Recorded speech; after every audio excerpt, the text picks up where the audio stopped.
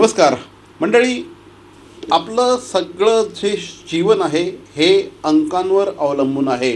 म्हणजे आपण ज्या क्षणाला जन्माला येतो त्या क्षणापासून अंक हे आपल्या जीवनाचा अविभाज्य घटक बनतात. सगळ्यात पहिला प्रश्न जन्माला आल्यानंतर येतो तो बाळाचं वजन किती होतं, बाळाची डेट ऑफ बर्थ काय आहे. हेच सगळे अंक आपल्याला अगदी जन्मापासून तर अंतापर्यंत हे आपल्या शी निगडीत असतात. आणि त्यामुळेच न्यूमरोलॉजी हा अत्यंत महत्त्वाचा विषय बनतो. अंकशास्त्र अर्थात न्यूमरोलॉजी.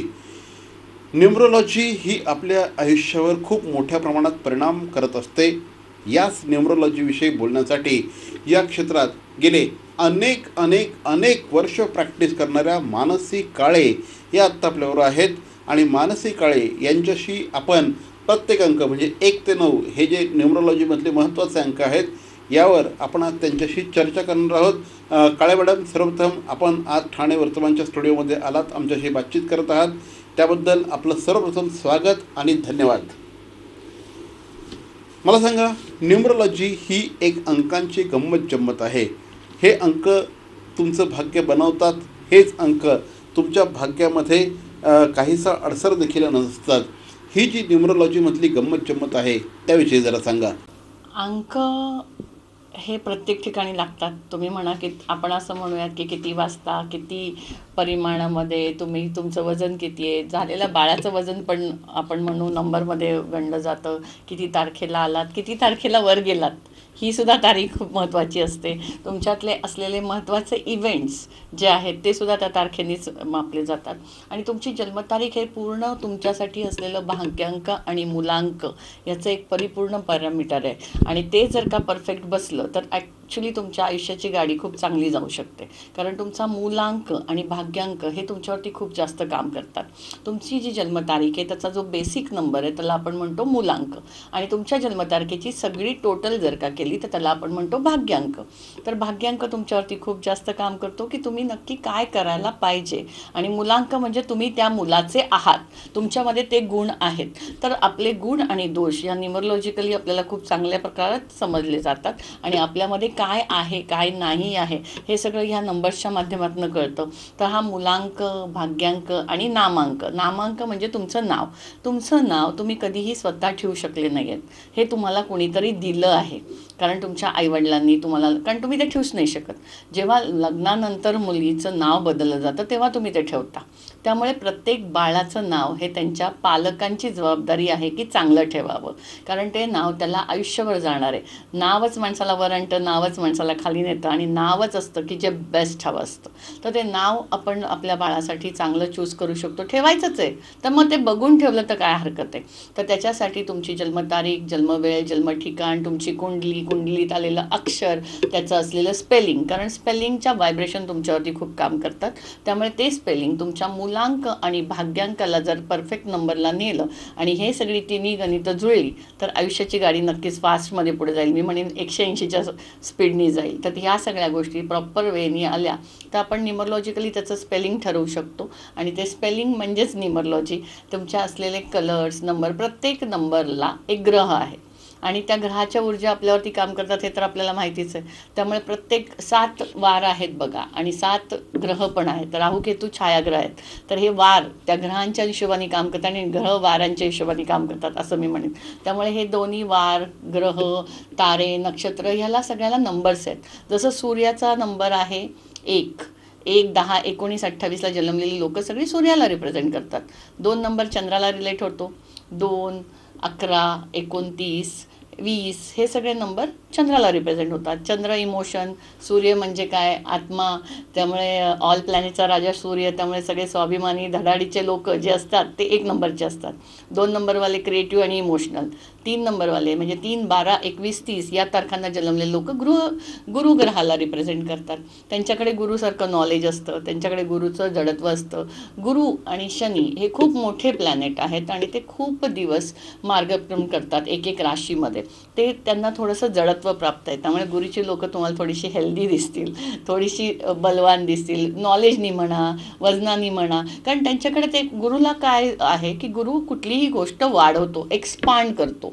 त्यामुळे त्याच सगळ्या गोष्टी त्यांच्याकडे असतात, नॉलेज असतं. मी म्हणेन की एखादा मेंटॉर तुमचा 3 नंबरवाला ठेवा, किंवा तुम्हाला सल्लागार एखादा जर पाहिजे असेल तर तो 3 नंबरवाला जर का तुम्ही असेल, ज्याची जन्मतारीख 3/12/21-30 आहे, तर तो तुम्हाला नक्कीच चांगला सल्ला देईल. गुरु कधीही कुठल्याही शिष्याला, त्याच्याकडच्या आलेल्या माणसाला चुकीचं ज्ञान नाही देऊ शकत. तर हे लोक तुमच्यासाठी खूप जास्त काम करू शकतात सल्लागार म्हणून. मॅडम, म्हणजे न्यूमरोलॉजीचा असा अखंड वाहता झरा आहे. प्रचंड ज्ञान असल्यामुळे त्या या शास्त्रामध्ये अतिशय उद्बोधक आणि अतिशय प्रवाही अशा प्रकारची माहिती त्यात देत असतात. वास्तविक माझा असा प्लॅन होता की 1 ते 3 अंकांविषयी त्यांना विचारावं, परंतु त्यांनी आपल्या पहिल्याच विवेचनामध्ये अगदी 1 ते 3 अंकांविषयी पूर्ण माहिती दिलेली आहे. पण मॅडम, आता मला सांगा, 4 अंक हा अत्यंत महत्त्वाचा अंक आहे. 4 अंकाची वास्तुशास्त्रातली एकंदर परिस्थिती काय असते? ज्याचा भाग्यांक 4 असतो तो माणूस कसा असतो? 4 नंबरवाला म्हणजे कोण? की राहूच्या रिलेटेड. राहू म्हणजे काय? फक्त वरचा भाग. आता मी ती स्टोरी खूप वर्ष सांगते. मी 2012पासून टी व्हीवर आहे, त्या 12पासून मी ही स्टोरी सांगते. पण आज नवीन लोकांसाठी परत एकदा रिपीट. जेव्हा समुद्रमंथन होत होतं तेव्हा इकडे देव होते, इकडे राक्षस होते. राक्षसांमधला एक राक्षस उठला, देवांमध्ये जाऊन बसला. त्यांनी अमृत पिलं. अमृत पिल्यावर देवांच्या लक्षात आलं की एका राक्षसाने पण अमृत पिलंय. तेव्हा विष्णूंनी सुदर्शन चक्र फेकलं. तेव्हा त्या राक्षसाचा वरचा भाग पडला एकीकडे. त्याला म्हणतात 4 नंबर राहू. 4 नंबर राहू म्हणजे फक्त डोकं. तुम्ही जर का नवघरांच्या मंदिरात जाऊन बघितलं तर राहूची मूर्ती म्हणजे फक्त वरचा भाग असतो आणि केतूची मूर्ती म्हणजे फक्त खालचा भाग असतो. तर 4 नंबरवाल्यांकडे डोकं खूप जबरदस्त असतं, नॉलेज खूप जबरदस्त असतं. ते कुणाच्या अंडर राहायला तयार नसतात, ते नवीन गोष्ट अवलंबायला तयार नसतात, ते डॉमिनेटिंग फेजमध्ये असतात. म्हणून काही लोकांना आवडत नाहीत 4 नंबरवाले. 4 नंबर काही लोकांना आवडतो, काही लोकांना नाही आवडत. पण 4 नंबरकडे जे डोकं आहे, ज्या आयडियाज आहेत, ज्या क्रिएटिव्हिटी आहे, ती कुणाकडेच नाही असं मी म्हणेन. कारण राहू एल्युजन देतो. राहू तुम्हाला वेगवेगळ्या आयडियाज देतो. राहूमध्ये तुम्हाला वर आणण्याची पण शक्ती आहे. लोक राहूच्या महादशेला घाबरतात, शनीच्या महादशेला घाबरतात, कारण राहूमध्ये तुम्हाला राजा ते रंक करण्याची ताकद आहे. त्यामुळे 4 नंबरवाल्याशी शक्यतो खुन्नस घेणं जास्त महागात पडतं. असं म्हटलं जातं की 5 हा अंक वास्तुशास्त्रातला राजकुमार आहे. कारण 1 ते 4 त्याच्यावर अवलंबून असतात, 6 ते 9 त्याच्यावर अवलंबून असतात. हा मधला अंक आहे. या 5 अंकाविषयी जो अतिशय ह्या सगळ्यांना सूत्रबंधनात बांधून ठेवतो असा अंक आहे, त्याविषयी सांगा. 5 नंबर हा बुधाचा नंबर आहे. 5 नंबर कधी येतो? 5, 14, 23 या तारखांना 5 नंबर रिप्रेझेंट करतो.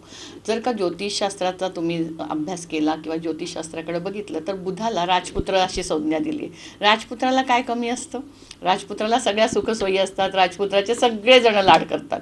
जर नंबर्समध्ये बघायला गेलं तर 5 नंबर हा मध्ये येतो. 1 ते 4 वर येतात, मध्ये 5 येतो, 6 ते 9 आपण खाली बघतो.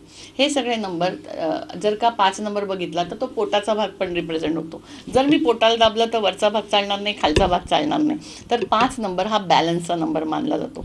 5 नंबरला शक्यतो काही नसेल तर तो सगळ्यांबरोबर राजपुत्राचं सगळ्यांशी पटतं. त्यामुळे प्रत्येक नंबरकडे तो जो 5 नंबर आहे तो जाऊन स्वतःचं महत्त्व वाढवून घेतो, किंवा तो ज्याच्या जवळ जाऊन बसतो त्याच्यासारखा होतो. जर तो सूर्याबरोबर बसला कुंडलीत तर त्याला बुधादित्य योग म्हणतात. तर अशा ज्या गोष्टी आहेत या बुधामुळे होतात. बुध काय करतो? बुध बुद्धीचा कारक, बुध कम्युनिकेशनचा कारक, बुध बिझनेसचा कारक. सो 5 नंबर जिथे जिथे जाणार तिथे तिथे समतोल साधणार आणि तुम्हाला बाकीच्या क्रिएटिव्हिटी देणार.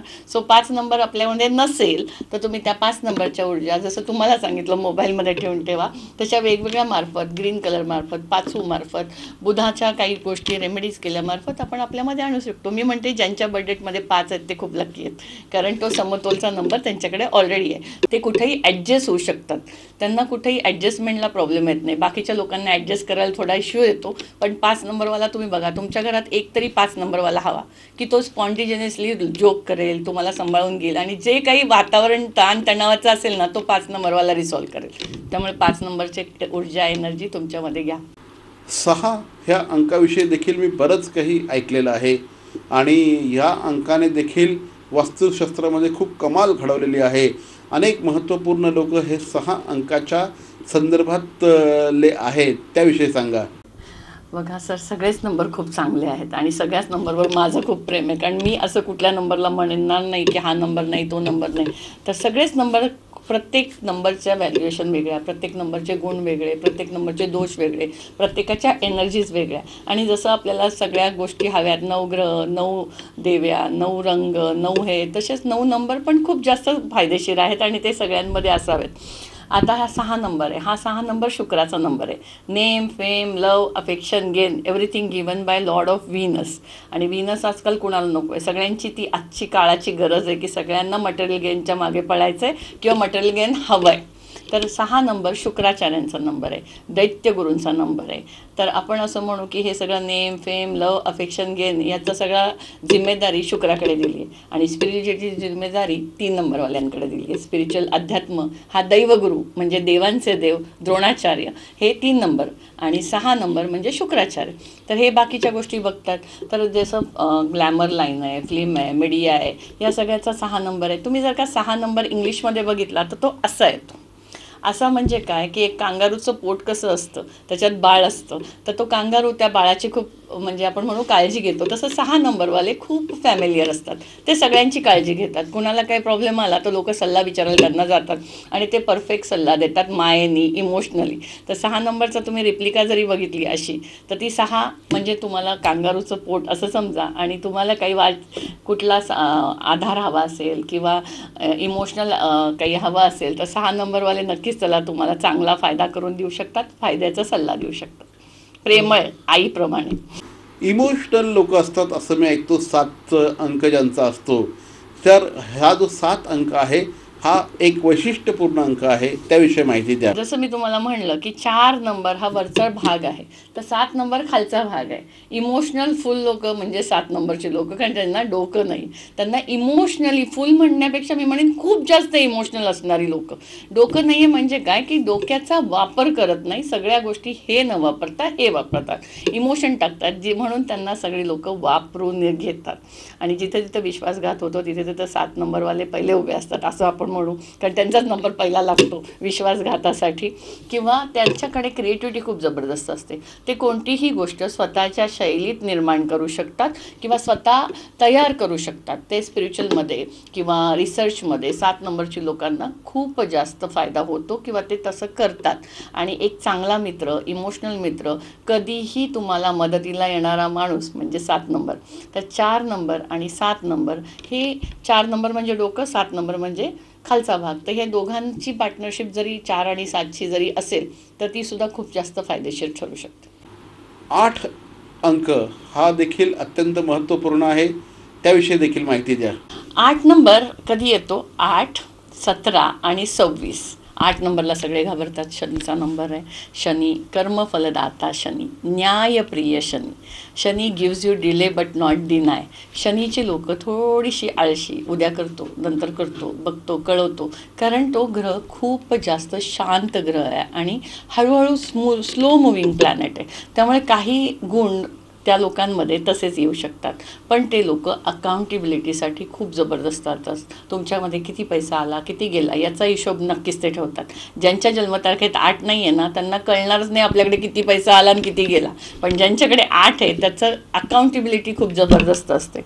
शनीवाले हे लोक थोडेसे लोकांना सपोर्ट करायला इंट्रोवर्ड असतात. ते मनातल्या गोष्टी पटापट बोलत नाहीत आणि बऱ्याचशा गोष्टी त्या थोड्याशा आपण म्हणू पेशन्स थोडे कमी किंवा खूप जास्त हळूहळू किंवा इंट्रोवर्ड असल्यामुळे काही लोकांमध्ये त्यांनी स्पष्ट वक्तता नसल्यामुळे वगैरे, त्यामुळे काही लोकांना ते आवडत नाहीत. पण 8 नंबरवाली व्यक्ती ही घरात एक असावी, कारण घरात डिसिप्लिन असेल.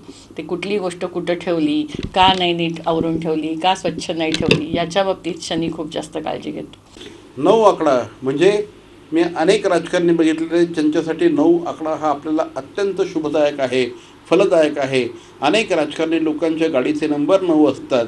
अनेक जण 9 नंबर अगदी हट्टाने मागून घेतात. स्वतःमध्ये हा 9 अंक जो आहे हा खूप रहस्य लपवून बसलेला आहे. ह्या नवाचं रहस्य सांगा. 9 नंबर आता सर येणारं वर्ष जे आहे ते 9 नंबरचंच आहे. आम्ही 9 नंबरला सेनापती म्हणतो, की जो सेनापती कायम तयार असतो. सेनापती बघा तलवार घेऊन तयारच असतो लढायला. त्यामुळे 9 वाल्यांकडे ती एनर्जी खूप जबरदस्त असते. 9 नंबरला मंगळ ग्रह रिप्रेझेंट करतो.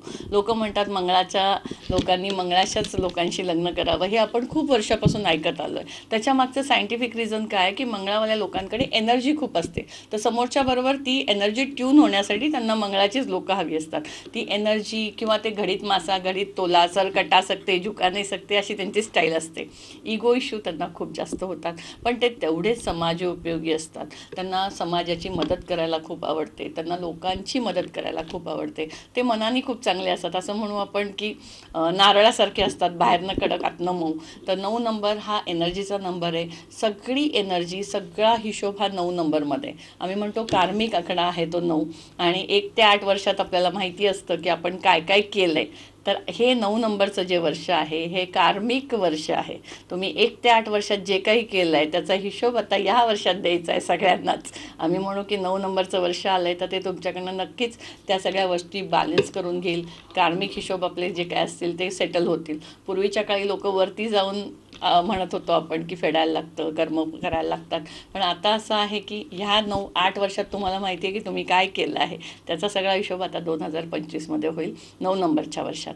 तर हे वर्ष आपण नक्कीच कार्मिक हिशोब असल्यामुळे आपल्यामध्ये असलेल्या एनर्जीज चांगल्या करू, लोकांना मदत करू, गोरगरिबांना मदत करू. मंगळाचं वर्ष आहे, आपण एक्सरसाइज करू.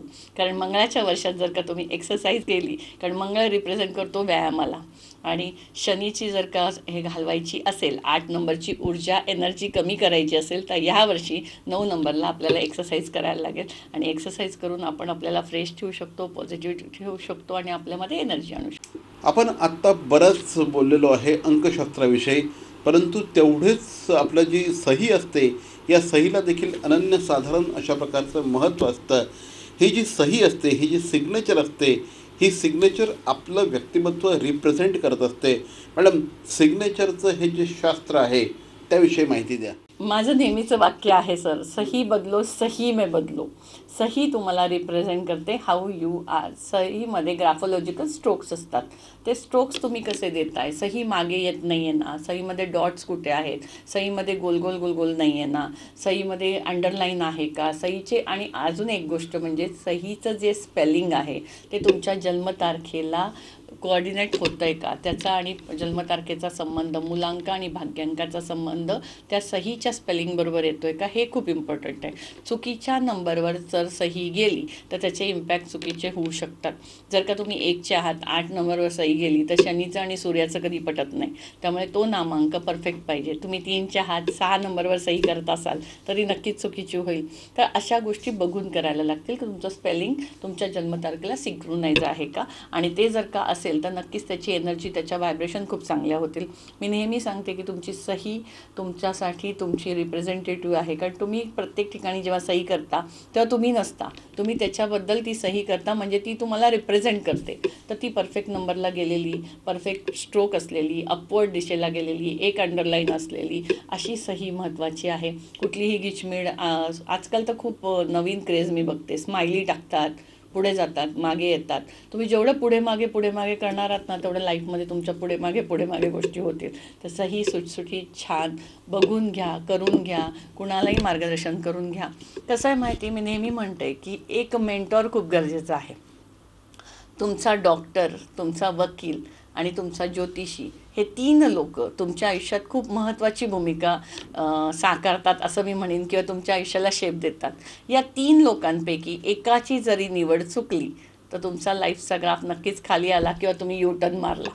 तर ह्या तिन्हीमध्ये तुम्ही तुमचं सदविवेक बुद्धी ठेवून आणि तुमच्या स्वतःच्या काही गोष्टींचा वापर करून, एक त्याची पात्रता बघून, एक जर का ती निवड चुकली तर आपण लाईफमध्ये चुकलो. त्यामुळे हे 3 लोक तुमच्या आयुष्यातले खूप महत्त्वाची लोक आहेत. तर त्यांची चॉईस तुमच्या हातात आहे की तुम्हाला कोणाची चॉईस करायची.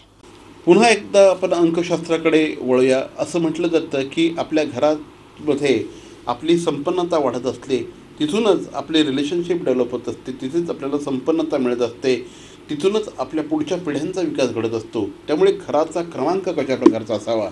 घराचा नंबर जो घरातला व्यक्ती आहे, जो कर्ता पुरुष आहे, ज्याच्या नावावर सातबार आहे, ज्याच्या नावावर रजिस्ट्रेशन आहे, त्याच्या हिशोबाने आपण तो नंबर ठरवतो. कारण घरात 10 लोक राहतात, 10 लोकांच्या हिशोबाने घर घेऊ शकत नाही. तो घराचा नंबर तुमच्यावरती खूप काम करतो की तो तुम्हाला पॉझिटिव्ह पाहिजे, तुमच्यासाठी सकारात्मक पाहिजे, कारण तिथे तुम्ही राहणार आहात. घरानंतर आपण साहजिकच गाडीविषयी बोलत असतो. प्रत्येकाचं एक स्वप्न असतं की स्वतःची एक 4 चाकी गाडी असावी, स्वतःकडे गाडी असावी. या गाडीच्या नंबरविषयी सांगा. गाडीचा नंबर, गाडीला कशाने ओळखलं जातं? नंबरनी. तर तो नंबर तुमच्यासाठी, तो शेवटचे जे 4 नंबर आहे ते तुमच्या जन्मतारखेसाठी चांगले असले पाहिजे, पॉझिटिव्ह असले पाहिजे, सकारात्मक असले पाहिजे. कारण जर का मी सगळे नंबर बघायला गेले तर ते MS12, MS12 हे सगळे नंबर जे आहेत हे अख्खा महाराष्ट्राचे आहेत. हे महाराष्ट्र आपल्याला बघण्यापेक्षा आपण आपले शेवटचे नंबर पण बघू शकतो की जे आपल्याला फॉर होतील. कारण अख्खा महाराष्ट्र, त्याच्यानंतर असलेला एक विभाग, त्याच्यानंतर असलेला एक जिल्हा, म्हणजे मी असं म्हणेन की अख्खा महाराष्ट्रामधला ठाणेमधला वर्तकनगरमधलं सरांचं ऑफिस, असं आपण एवढं सगळं न बघता शेवटचे 4 नंबर जर का बघितले तर नक्कीच फायदेशीर होऊ शकतो. हल्ली तर आपल्या सगळ्यांच्या आयुष्यामध्ये हे जे यंत्र आहे, या यंत्राला अनन्यसाधारण अशा प्रकारचं महत्त्व प्राप्त झालेलं आहे. हे यंत्र म्हणजे साहजिकच मोबाईल. सकाळपासून संध्याकाळपर्यंत ते आपल्या हातामध्ये, आपल्या खिशामध्ये, कुठे ना कुठे आपल्या स्वतःच्या शरीरापासून साधारणपणे 1 ते 2 मीटर अंतरावर हे यंत्र असतं. कदाचित आपल्या जीवनावर सगळ्यात जास्त प्रभाव टाकणारं हे यंत्र आहे. मोबाईल क्रमांक कसा असावा? मोबाईल नंबरचे 10 नंबरपैकी 1 नंबर जरी चुकला तर लोक तुमच्यापर्यंत पोचू नाही शकत. तर हे 10 नंबर आपण वेगवेगळ्या ग्रहांना रिप्रेझेंट करतात. तर हे नंबर तुमच्यासाठी पॉझिटिव्ह पाहिजे. किंवा त्या नंबरच्या ज्या जोड्या असतात, तो नंबर आपला वरत्या चढत्या कामाला जाणारा असेल तरी चांगला, त्याच्या ज्या जोड्या आहेत ते पॉझिटिव्ह नंबरला यायला पाहिजे, सम नंबरला यायला पाहिजे. आणि त्याच्या व्हायब्रेशन खूप चांगल्या जर का आल्या, त्याची टोटल कुठली आहे ती तुम्हाला फॉर आहे का ते बघणं गरजेचं. तर मॅडम, जाता जाता काय सांगाल आमच्या प्रेक्षकांना? तुम्हाला घ्यायचंच आहे. घराला कशाने ओळखलं जातं? नंबरनी. मोबाईल तुमचा नंबर आहे जो तुम्हीच डायल, म्हणजे तुम्हालाच डायल केला तर तोच लागणार आहे. आणि जर गाडी नंबर, ही गाडी तुमच्यासाठी, त्या गाडीवर तुमचं आयुष्य आहे, तर हे सगळे नंबर घ्यायचेच आहेत. तर एकदा बघून घेतले तर काय हरकत आहे? कारण माइंड सेट तर एव्हरीथिंग सेट. तर ते घेताना आपण परफेक्ट घेऊयात ना. घ्यायचेच आहेत तर बघून घेऊयात. त्याच्यातल्या ऊर्जा, एनर्जी सगळी आपल्याला सकारात्मक आणि पॉझिटिव्ह असेल तर हरकत काय. आणि नंबर तर आहेतच, ते नंबर तुमच्यावरती काम करणारच आहेत, त्या व्हायब्रेशन तुमच्यावरती काम करणार आहेत. नंबरला ग्रह जॉईंटच आहेत, त्या ग्रहांच्या ऊर्जा तुमच्याबरोबर येणारच आहेत. तर एक चांगला मस्त बघून नंबर घेतला तर काही हरकत नाही. एकदा नंबर घेऊन तर बघा. तर या होत्या मानसी काळे. मानसी काळे यांनी गेल्या अनेक वर्षांपासून त्या न्यूमरोलॉजीची प्रॅक्टिस करत आहेत. असंख्य आपल्या क्लायंट्सना त्यांनी न्यूमरोलॉजीविषयी मार्गदर्शन केलेलं आहे. आपल्याला देखील मानसी मॅडमचं मार्गदर्शन हवं असेल तर स्क्रीनवर जे नंबर आहेत त्या नंबरवर संपर्क साधा. मॅडम आमच्याशी बोललात त्याबद्दल धन्यवाद. CP Goenka International School, nurturing talent at young age for scholastics, sports and performing arts in global perspective. Proud to have world toppers and country toppers in 10th standard Cambridge examinations. Ranked the best emerging school by the Times of India for personality over percentage. CP Goenka is the intelligent choice. सर्व नागरिकांना आवाहन करण्यात येत आहे की सध्या डासांमार्फत पसरणाऱ्या dengue या आजाराचा प्रसार रोखण्यासाठी प्रत्येकाने पुढील प्रमाणे कार्यवाही करावी.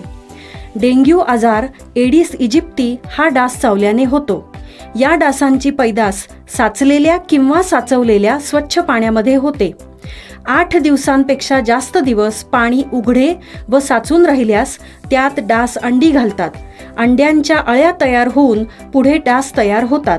यासाठी आपल्या घरातील पाणीसाठे, उदाहरणार्थ बॅरल्स, पिंपे, टाक्या, हौद, रांजणे इत्यादी दर आठवड्याला रिकामे करून घासून पुसून कोरडे करून पुन्हा भरावे. 1 दिवस कोरडा दिवस म्हणून पाळावा. पाणी साठ्यांना घट्ट झाकणे बसवावीत किंवा जुनी साडी, चादर, धोतर यांनी बांधून झाकून ठेवावीत, म्हणजे डास त्यात जाऊन अंडी घालणार नाहीत. घराच्या गच्चीवर, आजूबाजूला, अंगणात कोठेही पाणी साचू देऊ नये. भंगार सामान उघड्यावर टाकू नये. उदाहरणार्थ टायर्स, प्लास्टिक सामान, कुंड्या, टाकाऊ वस्तू इत्यादी. अशा सामानात पावसाचे पाणी साठून त्यात डेंग्यूच्या डासांची पैदास होते. घरातील कूलर्स, फ्रीजच्या पाठीमागील ट्रे हे देखील वेळोवेळी कोरडे करावेत. लक्षात ठेवा, नुसत्या फवारणीने डास घनता कमी होत नाही, तर त्यासाठी डास पैदास ठिकाणे नष्ट करणे ही आपल्या सर्वांची जबाबदारी आहे. कोणताही ताप अंगावर न काढता जवळच्या शासकीय रुग्णालयात मोफत औषधोपचार घ्या. अशा प्रकारे नागरिकांनी सहकार्य केल्यास डेंग्यूचा प्रसार रोखणे सहज शक्य आहे.